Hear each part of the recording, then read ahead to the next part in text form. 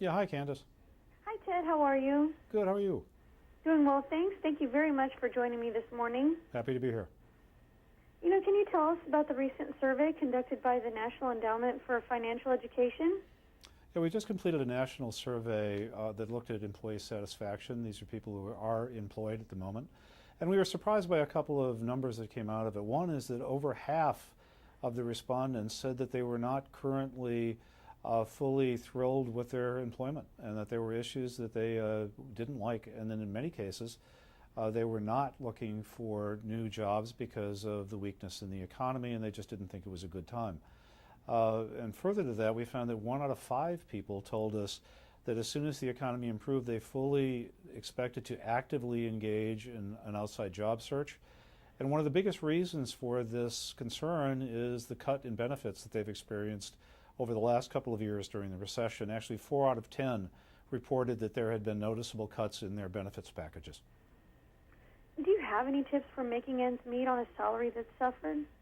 Well, there's a couple of things I think that are important to do. One is make sure your entire family is aware that there may have to be some sacrifices. I do think it's very important to try to build an emergency fund in times like this, and that's good advice all the time. So if you can set a little money aside every paycheck, even at the smaller payment amount, so that you've got some emergency money if something happens. And also try to set aside if tax return funds, any cash gifts that you have, put some of that into that emergency fund so that if you should get the unexpected medical bill or the car expense, you've got someplace you know you can go to pay for part of that.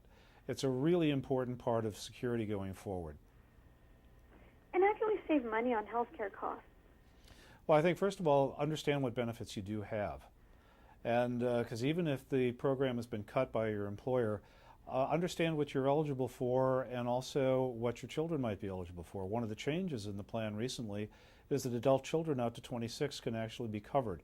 So that might be very important if you have a child who is maybe not working or just starting to enter the workforce. That's something that could be a real benefit for you. So first of all, know what you've got.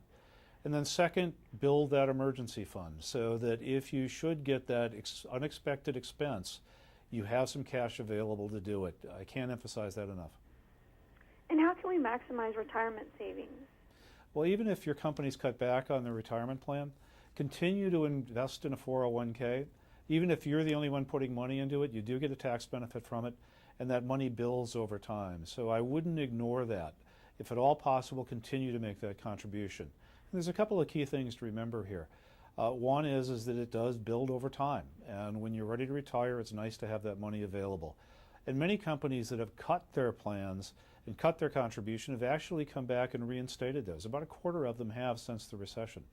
And the other thing is as you start to make more money, let's say things recover nicely and your salary goes up, try to put more money in. Don't stay at the same amount you've been contributing during the tough times, because that money will accrue very quickly and it will pay off in the long run.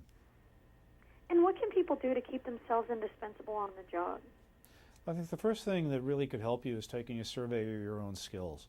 If you've gotten in any way stale in some of your skills in your current job, try to improve those. So it might be brushing up on technology, it might be trying to do some continuing education, but make sure you're as marketable as possible, and that's both inside your organization and outside. I would have conversations with your managers about how you can contribute more to the company. That might mean extra hours, it might be being involved in projects that are important to the company, but it's also demonstrating a positive attitude that you want to be a contributor and that you would like to be considered for more opportunities. That positive relationship and alliance with your employer is really key. And I think that really transfers nicely if you do decide to do an external job search. And if you are doing an external search, and network as much as you can. We're hearing lots of information from people who find jobs through friends, through work colleagues, through acquaintances that they've had over the years that have said, oh yeah, this person's really good, you should be considered for this job. So network everywhere you can. I think it'll pay off. And do you have any additional tips or information you'd like to share? Yeah, these are all economic survival tips, and if you'd like to hear more, you can go to our website, which is smartaboutmoney.org. I think you'll find them to be very helpful, and good luck in your job search. Wonderful. Well, thank you very much, Ted. We appreciate it. Have a great afternoon. Great, thank you. Thank you. Bye-bye.